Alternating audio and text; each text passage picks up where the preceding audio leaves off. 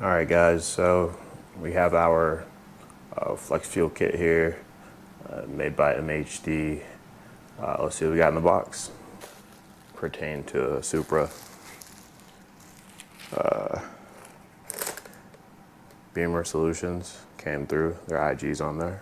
Cool. All right, they hooked us up with some safety glasses, some gloves. Looks like we got the meat and potatoes right here. The can analyzer. Got the fittings in there. They even threw some zip ties in there. See if I can get you guys a closer look here. Got the analyzer. Wiring harness, so it's all plug and play. Should be super smooth. Got our connectors here. All right, let's jump in and see what we got. Starting in the trunk here, just disconnecting the negative terminal from the battery to make sure our fuel pump doesn't accidentally prime and spray fuel on us. So that's that. Boom, that's almost off. Go ahead and pull that off. Don't know if you guys have seen the engine bay yet. Not too much happening in the engine bay. Got the MST intake on there with the clear lid. Otherwise, completely stock for right now. Gonna go ahead and pull the cover off the engine, and we will be working in this area. So I'm gonna pull this little gray clip here, get a rag under there to try and catch the fuel that comes out, and gotta make sure do not drop and lose this clip. Let's get it. Okay, as you can see, got the engine cover off. Looks terrible under there, I know, but that's how BMW set it up. Got the cover off, got my gray clip off, and towel underneath. Just gonna try and catch as much as we can. Put the clip aside, safe spot. A little hard to see there, but you push this black piece in, and then the hose should just pop right off.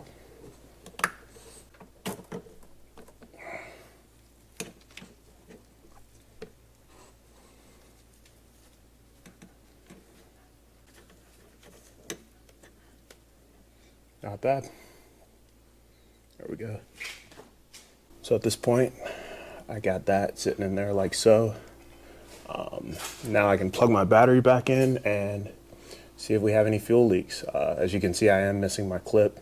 Gonna throw that on, then throw the battery terminal back on, then throw the negative back on, and the car will likely prime, and we'll see if we have any leaks. Go from there. All right, guys, got a good bit of an update here. So the plug that you will want to unplug is the very first one, not one of the plugs in the row here, but if you come up to the corner here, or the corner plastic piece here, you'll unplug that, and that's where you will hook in. You'll see the other end of it's plugged in right here. So I have an end in here and the other end right here. Next step, I'm gonna ground it. I have a grounding screw, that white screw sticking out there with the black cable running from it. And then you want to make sure that you have your plug plugged in here. This is going into what came with the kit. And once we ground it, my box here should light up. So let's see if we can get it grounded and get some power to it. All right, guys, as you can see there, got it grounded. So I'll run that cable, get that cleaned up, get all these cables cleaned up actually. And as you can see, it looks like the only light we are working on is our link light, but otherwise our sensor light, the blue one, the power light, the green one, and the ECU, the, what was that, red or orange, were all illuminated. So we should be good once we establish that link. All right, guys, so this is our finished product. I think I might double-sided tape this here to where it sits pretty much level with that cap. Or if that does not work, I will just drop it right down in there. I think it will be safe there. I don't have any covers on yet, as you can see, but tucked the wires as nicely as I could amongst the mess of the wires that BMW gives us, and then the rest are tucked in there. Cool, so I'll button it up and see if everything registers.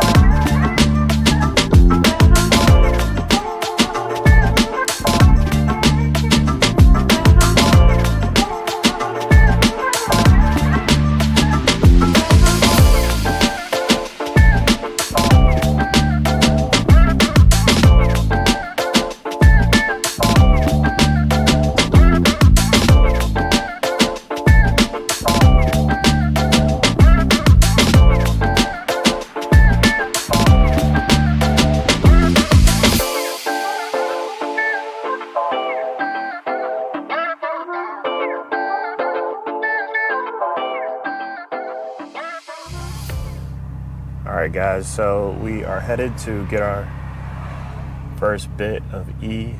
Got the gauges pulled up here. I find it a little weird that the content is reading 0. I didn't expect that. With regular 93, I expected it to have a little bit of ethanol content to it, but I guess when we put some E in here, it should change. Okay, so it looks like the system needed an update, so I updated that, and now we're getting some parameters that make more sense. So I barely have any gas in here, so I'm gonna throw 3.5 gallons of E in here, and then the rest with 93, then we should be good to go. So we're gonna put, like 3.5 gallons, see what we get.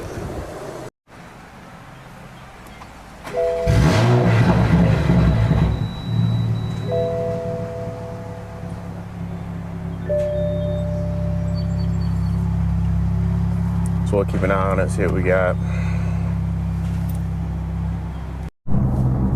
All right, guys, so I played it a little safe.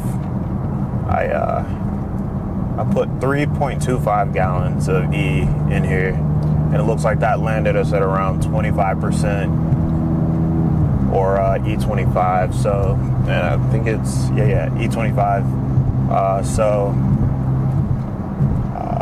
May go a little stronger next time and go a little closer to 4 gallons of E. But yeah, that's where we're at right now. Haven't really had a chance to see how the car feels, but don't know if, looks like it's still going up a little bit actually. And back down, nice. But yeah, that's where we're at. Looks like everything's working. The system is picking up the percentage of ethanol in there, and yeah, it's cool. All right, guys, so first impressions after driving with E25. The car's definitely spicier. When looking at the sport gauges, I don't know if you can really see those, but the car attempts to measure the horsepower and torque that the car is making. Before I loaded the car with some E, the car wasn't making over 400 horse, which actually kind of surprised me a little bit, but no worries.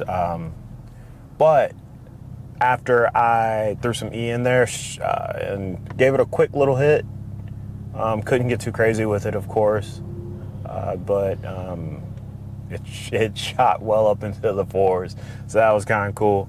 I